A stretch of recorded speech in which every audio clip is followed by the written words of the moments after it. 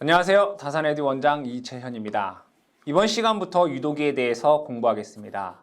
유도기라고 하는 것은 전자유도작용을 이용한 전기기기를 유도기다라고 얘기를 합니다. 그럼 전자유도 현상이라고 하는 것은 어떠한 코일의 자속이 시간적으로 변화하게 되면 그 코일에 전압이 유도되는 그런 현상을 전자유도 현상이다라고 얘기를 합니다. 이때 이 유도기를 넓은 의미에서 두 가지로 볼 수가 있습니다. 하나는 정지기기, 하나는 회전기기가 됩니다. 정지기기의 가장 대표적인 것은 변압기입니다. 기존에 여러분들 공부하셨지만 변압기도 전자유도작용을 이용한 그런 기기가 되겠죠. 정지기기에는 변압기가 됩니다. 회전기기에는 두 가지가 있습니다. 하나는 유도 발전기, 그리고 또 하나는 유도 전동기가 됩니다. 하지만 이 유도 발전기 같은 경우에는 단점이 많고 다른 발전기, 즉 더 좋은 발전기가 많기 때문에 유도 발전기는 잘 사용하지 않습니다. 그럼 결국에는 이 유도기다라고 하는 것은 여러분들은 유도 전동기를 말하고 있구나라고 생각을 하시면 되겠습니다.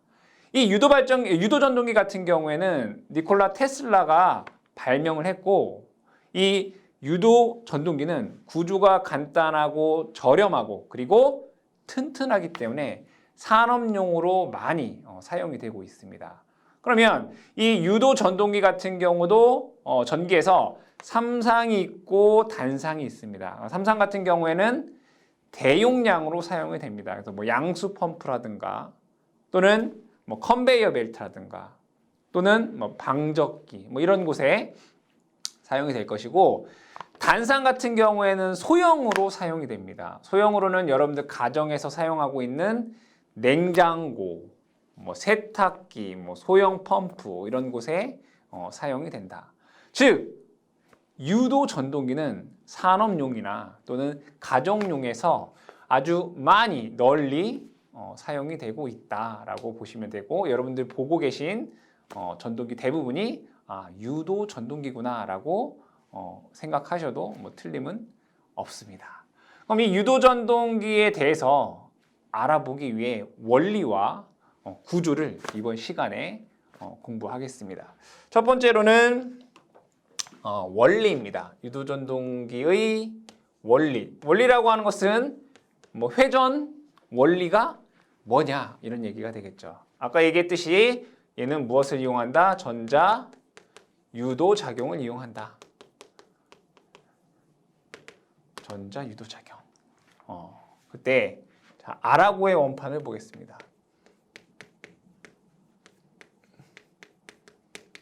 아라고의 원판. 이 아라고의 원판은 어떠한 이러한 원판을 두고 얘는 회전할 수 있는 그런 원판입니다. 이 원판에 자석을 이렇게 올려놔 보겠습니다. 이렇게 올려놓고 위에는 N극을, 밑에는 S극을 말굽 자석이죠. 놓게 되면 자석은 N극에서 S극으로 이렇게 지나가게 될 것입니다. 그럼 이것을 위에서 한번 보면 이렇게 되겠네요. 자석이 N극에서 S극으로 지나가니까 자석의 방향은 이러한 방향이 됩니다. 그리고 나서 제가 이 자석을 시계 방향으로 회전을 시켜 보겠습니다. 이 자석을 시계 방향으로 회전을 시킨다. 그럼 도체 입장에서 봤을 때는 자석은 가만히 있다라고 하면 상대적으로 이 도체는 반대 방향으로 이동한 것과 같은 효과가 있겠죠.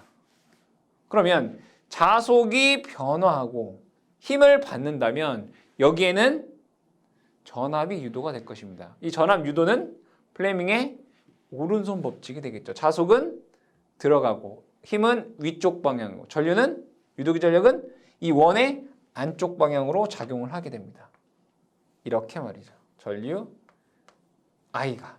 그럼 이 전류 I와 이 자속에 의해서 뭐가 발생해요? 바로 전자력이 발생을 하게 됩니다. 이 전류와 자속에 의한 전자력, 플레밍의 왼손 법칙에 의해서. 그럼 자속은 안으로 들어갈 것이고요. 전류는 안쪽 방향이 되고 힘은 아래 방향이 됩니다. 즉, 이 도체는 아래 방향으로 힘을 받는다 이런 얘기죠. 그럼 결국에는 이 회전체는 시계 방향으로 회전을 한다 이거예요. 자, 자석이 회전을 하고 그러면 이 회전체도 따라서 회전을 하더라. 그럼 이 회전자의 속도를 제가 편의상 n이라고 쓰고요. 자, 이 자석을 우리는 실제 자석으로 회전시키는 것이 아니라 여러분들이 동기기에서 배웠다시피 삼상 교류를 인가를 해서 삼상 회전자계를 만들면 회전하는 자계를 만들 수 있다라고 했습니다. 그때 이 삼상 회전자계의 속도를 뭐라고 하죠? 바로 동기속도라고 하죠. 즉 얘를 동기속도 ns로 회전을 시키겠다. 회전자계가 발생하는 원리는 동기기를 공부할 때 제가 이미 설명했기 때문에 그 부분은 생략하도록 하고요. 어쨌든 삼상 교류로 뭐를 만들 수 있다? 회전자계를 만들 수 있다. 회전자계. 그럼 이 회전자계를 만들어 놓고 그 안에 회전자를 놓으면 따라서 돈다는 얘기죠. 이때 동기속도 ns는 극수 p분의 120f rpm이 됩니다. 이렇게 되겠죠. 자, 그러면 이것을 제가 조금 더 자세하게 그려보면 이렇게 그릴 수 있습니다. 여기에 이렇게 회전체를 이렇게 그려볼게요. 그럼 여기에 있는 얘는 이 회전체는 실제는 여기에 이제 도체가 여러 개의 도체가 이렇게 있을 겁니다. 이렇게 이런 식으로 이렇게 있겠죠. 이렇게 또 있고 이렇게 있을 겁니다. 그러면 그대로 얘 n극 s극을 자석을 n극 여기를 n극 그리고 여기를 s극으로 이렇게 놓으면 그리고 나서 이 회전자계를 회전을 이렇게 시킨다라고 하면 그대로 똑같이 자 자석은 n극은 이쪽의 방향이고요. 힘은 이 도체 기준으로 위쪽으로 받죠. 그럼 전류는 이렇게 돼요. 그럼 이 회전차에는 전류가 어떻게 흐른다고요? 이러한 방향으로 전류가 흐르요. 이렇게.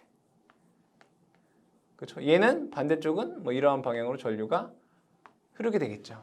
그러면 전자력에 의해서 얘가 회전하는 방향 그대로 따라서 이렇게 회전을 하더라 이거예요. 그럼 여기에서 보시게 되면 이 n극과 s극으로 만든 자속 얘를 뭐라고 할까요? 고정자와 회전자 사이에 자속이 만들어지는 거죠. 공극 내 자속과 그렇죠? 그럼 이 자속에 의해 이 전류가 뭐가 된 거예요? 유도된 거잖아요. 유도기전력이 생긴 거예요. 유도기전력. 공극 내 자속과 이 유도기전력 간의 상호작용에 의해서 뭐가 발생하겠어요? 바로 토크, 회전력이 발생한다. 회전력이 발생한다. 자, 그런데 이 회전체의 회전 속도를 n이라고 얘기를 했고요. 이 삼상 교류가 만든 회전 자계의 속도를 동기속도 ns라고 했어요. ns. 자, 이 n과 ns가 같게 되면 회전자의 속도와 동기속도가 같게 되면 이 코일에 변화하는 자속의 양이 없게 돼요. 상대 속도가 0이면 세규자속이 없다는 얘기예요. 변화하는 세규자속이 없으면 유도기전력이 발생하지 않겠죠. 얘가 발생하지 않는다는 얘기예요. 즉 회전자의 속도 n과 동기속도의 ns가 같으면 토크가 어떻게 된다는 얘기죠? 0이 된다 이거예요. 그럼 같으면 안 된다 이거예요. 따라서 일반적으로 회전자 속도는 회전자 속도 N은 이 동기 속도보다 약간 작게 돼요. 결국에는 이 유도기는 동기 속도로 회전할 수 없다는 얘기네요. 그래서 우리는 이 유도 전동기를 뭐라고 하느냐면 비동기기다라고 얘기를 합니다. 동기 속도로 회전하지 않는다. 그래서 비동기기다라고 얘기를 합니다.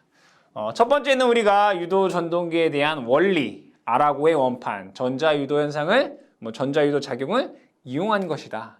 그리고 고정자에서 삼상 회전 자개를 만들면 회전체가 따라서 회전을 하게 되는데 이 회전자는 동기 속도보다 느리게 회전한다라는 내용이 됩니다.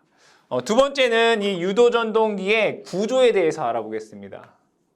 유도 전동기의 구조. 이 유도 전동기의 구조에서는 무엇이 있냐면 바로 고정자가 있고요. 회전자가 있고 공극이 있겠죠. 고정자는 역할이 무엇이겠습니까? 바로 회전자개를 만드는 거죠. 회전자개를 만든다. 생산 써볼까요? 그러면 이 회전자는 이 고정자가 만든 자속에 의해서 뭐가 유도돼요? 전압이 유기되겠죠. 이 유기된 기전력과 이 회전자개와 상호작용에 의해서 회전을 하게 됩니다. 실제로 얘가 뭘 한다? 회전을 하는 애죠. 공극은 고정자와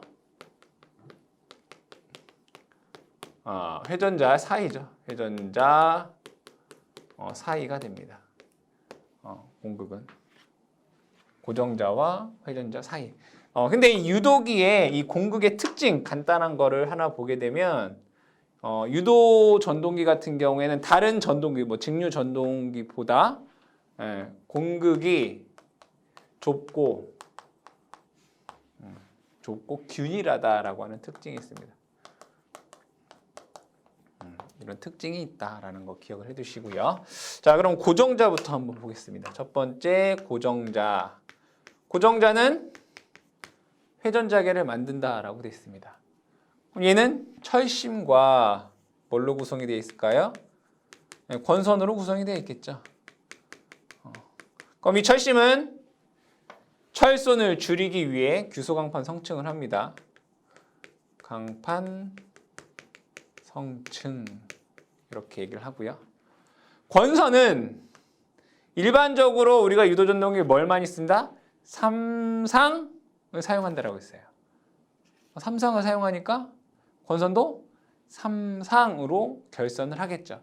근데 소형이나 또는 특수한 경우에는 단상이나 이상을 사용을 하기도 합니다. 그래서 얘는 삼상 결선을 한다라고 보시면 되고, 그 다음에 이 고정자는 회전자개를 만드는데 자속을 만든다는 얘기예요. 자속을 만드는데 우리 동기기에서 고조파를 제거하기 위해 단절권과 분포권을 사용을 했죠. 마찬가지로 이 고정자 권선, 유도전동기의 고정자 권선도 이 공극 내의 자속 고조파를 제거하기 위해서 단절권과 분포권으로 결선을 한다. 제조를 한다라고 보시면 되겠습니다. 고정자에서는 크게 언급할 내용이 없네요. 두 번째는 회전자 보겠습니다. 회전자가 얘기할 게 많죠. 첫 번째가 농형입니다. 농형. 두 번째는 권선형입니다. 권선형. 같이 한번 얘기하고 특징을 얘기를 해볼게요. 자, 이 농형을 다른 말로 브러쉬 리스, 그러니까 브러쉬가 없는 기기 이렇게 얘기를 하고요. 권선형 같은 경우에는 슬, 립, 링, 기기 이렇게 얘기를 합니다. 그럼 구조를 그림으로 그려보게 되면 농형 같은 경우에는 자, 당연히 회전자에 슬롯이 있고 회전자 철심에 슬롯이 있고 슬롯에 도체를 넣는 그런 구조가 되는데 이 농형은 이렇게 만들어 놓고 자, 뭐 여러분들 교재에 뭐 그림이 다 있으니까 자, 여기에 그냥 동도체 또는 구리 또는 알루미늄으로 그냥 이런 식으로 연결되어 있는 그런 형태입니다. 이런 식으로 연결이 되어 있는 그런 구조이다. 이렇게 뭐 여기서 이렇게 그리고 뭐 이런 식으로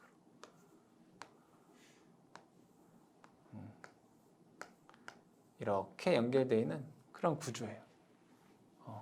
그러니까 다람쥐 쳇바퀴 모양의 구조이다. 이 농형. 그래서 농형이다. 이렇게 얘기를 합니다.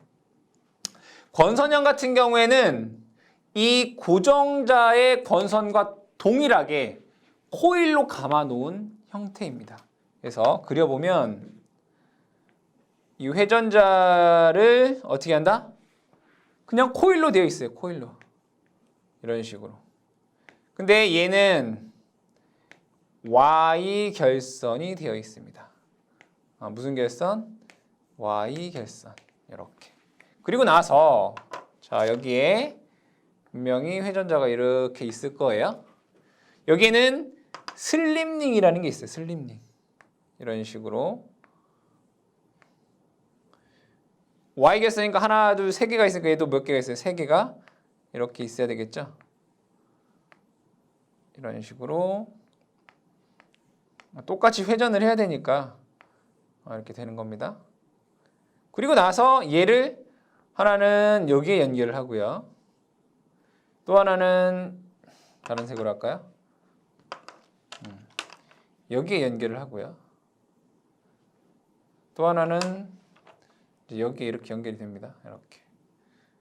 그럼 얘네들이 뭐예요? 같이 회전을 하겠죠. 그럼 여기에 있는 것들이 외부로 인출이 된 거죠. 그리고 나서 여기에 브러쉬를 이렇게 설치합니다. 브러쉬. 여기도 브러쉬. 여기도 브러쉬. 그리고 여기에 저항을 이렇게 연결합니다. 이렇게. 얘도 Y결선이네. 이렇게.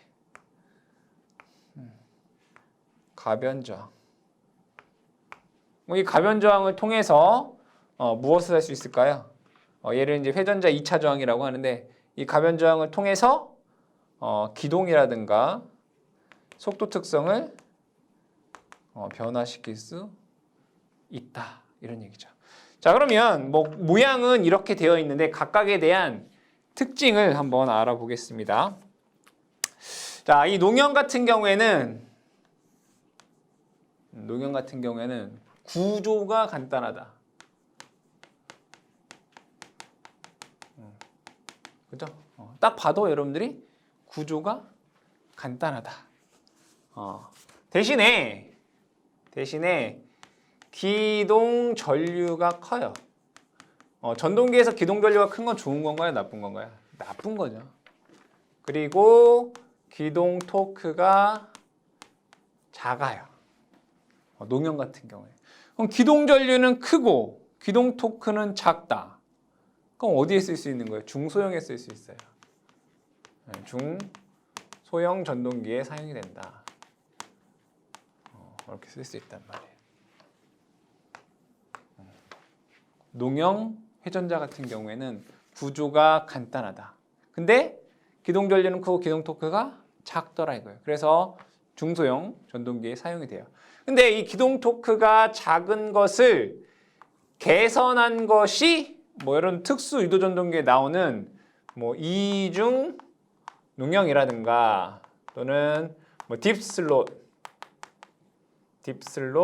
뭐 농형 유도 전동기라는 게 있어요. 얘네들은 기동 토크를 커서 얘네들은 대형에 사용이 될 수 있습니다. 개선을 하는 거죠. 그래서 농형은 이 정도 기억을 해주시면 될 것 같고요. 자, 그 다음에 권선형을 한번 보겠습니다. 권선형은 어떠한 특징을 갖고 있느냐? 권선형은 어떤 특징을 갖고 있느냐? 권선형 같은 경우에는 여기 보시면 슬립 링을 연결을 하고요. 여기에 가변 저항을 이용을 했어요. 즉 가변 저항을 통해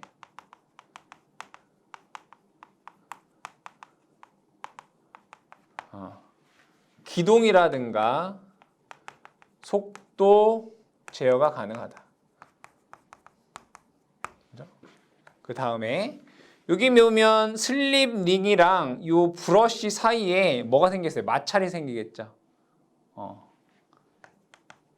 제작비가 비싸고 유지비가 많이 든다. 돈이 많이 든다는 얘기죠.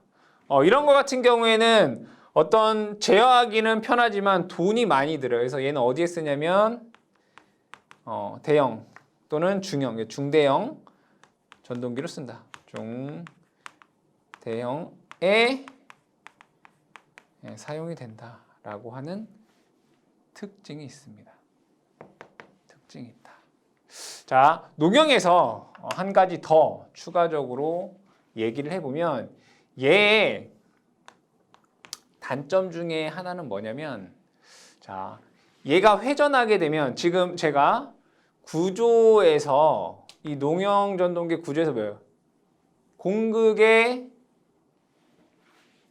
간격이 균일하다라고 했어요. 근데 얘가 회전하게 보면 여기 보시면 얘가 고정자가 이렇게 있을 거 아니에요, 고정자가. 근데 얘가 지금 슬롯에 도체가 있고 이 고정자에도 어떤 코일이 있을까? 그럼 얘네들 간격이 균일한데 얘네들에 따라서 회전할 때마다 그 간격이 뭐예요? 약간 달라지겠죠, 그죠? 달라진단 말이에요.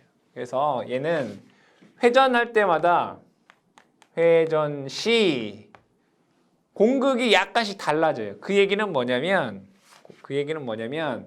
그 자기 저항이 맥동을 하게 돼요. 자기 저항이 계속 바뀐단 말이에요. 그럼 여러분 자기 저항이 뭐죠? 자속의 흐름을 방해하는 것을 자기 저항이다라고요. 자기 저항이 변한다. 근데 여러분들 이 자기 저항을 다른 말로 얘를 릴럭턴스라고 해요. 릴럭턴스. 자기 저항을 릴럭턴스. 그러니까 릴럭턴스가 변한다. 그럼 자기 저항이 변화하면 자속이 맥동할 거고 진동할 거고 또 뭐예요?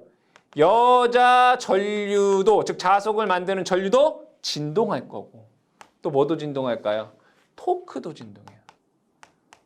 토크도 진동을 한다. 그러면 자기 저항이 그러니까 얘가 회전을 함에 따라서 자기 저항이 변화가 있더라. 그럼 자기 저항이 변화하니까 자속도 변하고 여자 전류도 변하고 토크도 변한다. 그럼 뭐가 발생해요? 진동 및 소음이 발생하겠죠. 그럼 진동 및 소음이 발생하는 것은 나쁜 거기 때문에 얘를 뭐 해야 되겠다? 제거해야 되겠다. 제거.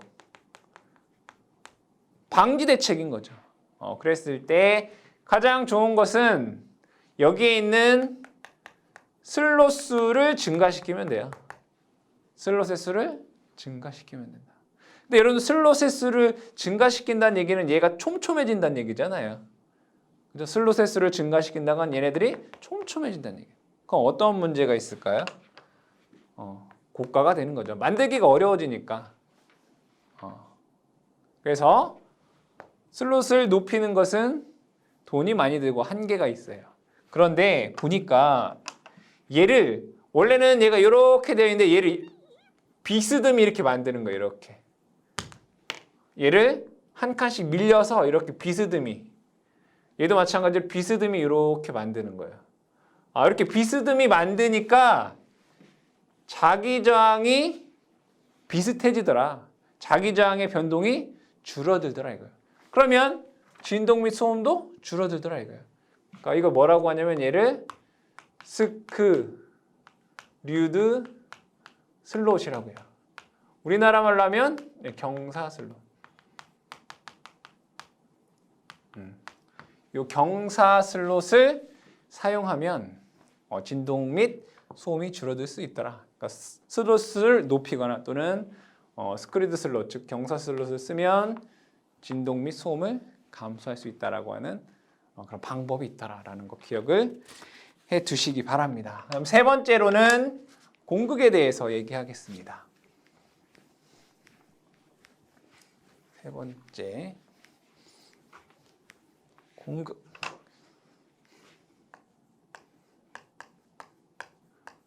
공극이라고 하는 것은 고정자와 회전자 사이를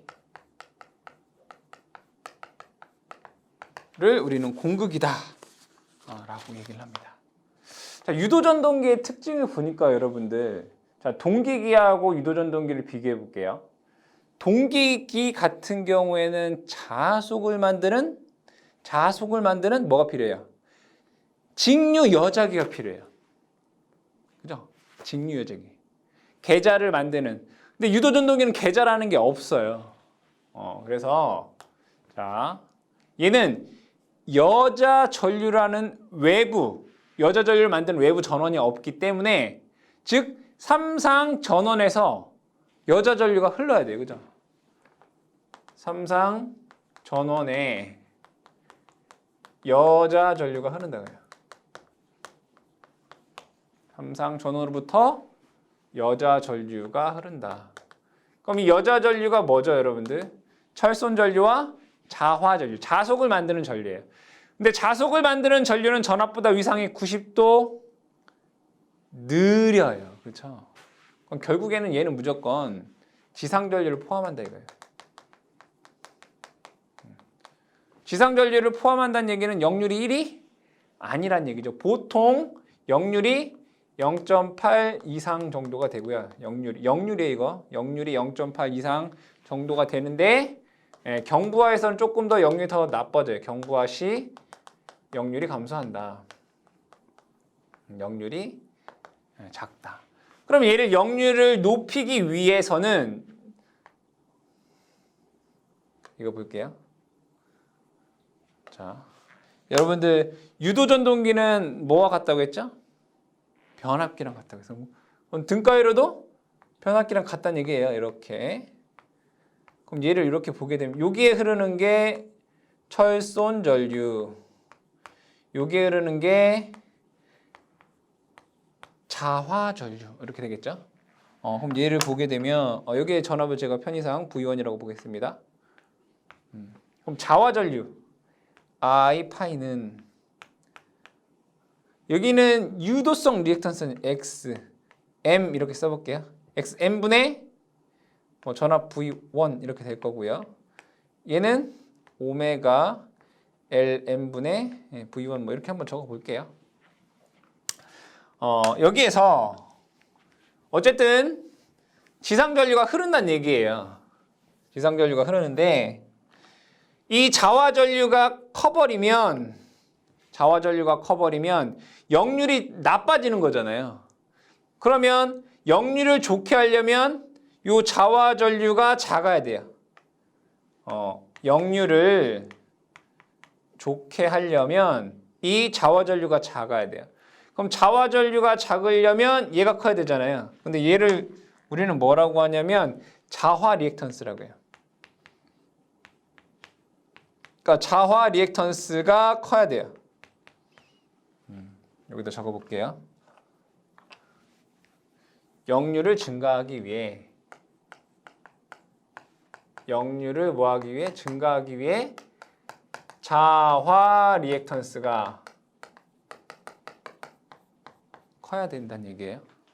얘가 커야 돼요. 그러면 자화 인덕턴스도 커야 되겠죠.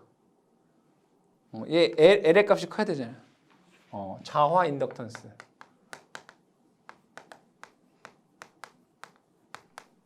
도 커야 돼요. 여러분들 뭐 자기학을 공부하신 분들은 아실 거고, 만약에 공부 안 하셨어도 상관없는데, 자, 인덕턴스 L은 이런 식이 있어요.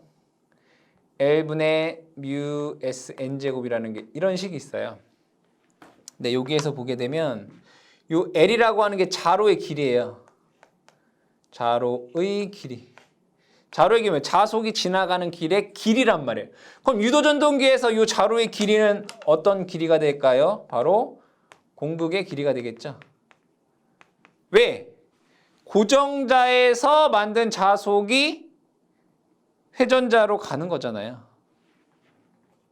공극의 길이가. 그럼 여기서 보면 역류를 좋게 하기 위해서는 자와 인덕턴스가 커야 된대요. 그럼 얘가 크려면 뭐가? 얘가 작아야 되겠죠. 그래서 여기에서는 유도 전동기는 역률이 좋기 위해서는 공극이 좁아야 한다. 이렇게 쓸 수가 있겠다. 근데 공극이 너무 커도 안 되고 공극이 너무 작아도 안 되겠죠. 공극이 너무 크거나 공극이 너무 좁을 때 어떠한 문제들이 있는지를 보겠습니다. 공극이 클 때. 공극이 크면 어떻게 되느냐? 공극이 크면. 자, 분명히 그럼 반대가 되는 거네. 자, 공극이 크면 요거 작아지고요. 요거 작아지고 여자 전류가 커버리게 되네. 그죠? 공극이 크면 여자 전류가 커요. 여자 전류가 커버리게 되니까 역률이 감소하게 돼요. 그렇죠? 공극이 크면 여자 전류가 크고 역률이 작아요. 그럼 공극이 작을 때는 어떻게 할까요? 너무 작을 때. 그러니까 얘는 공극이 좁아야 되는데 뭐 좁은 것도 한도가 있겠죠. 공극이 뭐 작을 때, 뭐 좁을 때. 너무 좁으면 자 회전하고 있는 회전자가 있을 거고요. 고정자가 이렇게 있을 거예요. 얘는 기계적인 거기 때문에 얘가 고속으로 회전하다 보면 부딪힐 수도 있겠죠. 너무 좁으면. 그래서 진동, 소음이 발생해요. 진동 및 소음이 발생한다. 또한 정격, 속도에 도달하기 어렵다. 이런 문제도 발생한다고요. 그러니까 정격 속도로 도달하지 못하는 경우도 있다. 이런 얘기예요. 세 번째. 자, 여기에는 등가루네요. 얘는 뭐라고 했어요? 자화 리액턴스. 자화 리액턴스. 근데 여기에는 권선의 저항도 있었고 여기 X라는 것도 있었어요. 이 X가 뭐죠? 바로 누설 리액턴스. 이렇게. 누설 리액턴스. 자속이 누설되는. 근데 공극이 좁을 때 누설 리액턴스가 증가하더라 이거예요. 실험에 의해서 보니까 누설 리액턴스가 증가하더라 이거예요. 그럼 누설 리액턴스가 나중에 여러분들 뭐 출력식, 토크식 뭐 나중에 하겠지만 이 누설 리액턴스가 증가하게 되면 출력이 저하가 돼요. 출력 저하. 뭐 최대 출력이 저하가 된다. 뭐 이렇게 되겠죠. 최대 출력이 저하가 되고 철손이 증가하게 돼요. 그래서 이 보통 공극은 얼마로 하냐면 0.3에서 2.5 mm 정도로 공극의 길이를 갖고 있다라고 되어 있습니다. 그래서 여러분들이 공극에 대한 요 내용을 함께 즉 구조에서 고정자, 회전자, 그 다음에 공극에 대해서 얘기를 했는데 실제 가장 중요한 건 뭐겠어요? 회전자죠. 농형이 있고 회전자가 있고 그 다음에 요 공극이 좁고 공극이 클 때 어떠한 현상들이 있는지 이런 것들이 문제에 나올 수 있겠죠. 근데 왜 이렇게 되는지도 여러분들이 이 내용을 통해서 알아두시면 시험 문제를 푸시는 데 큰 도움이 되겠습니다.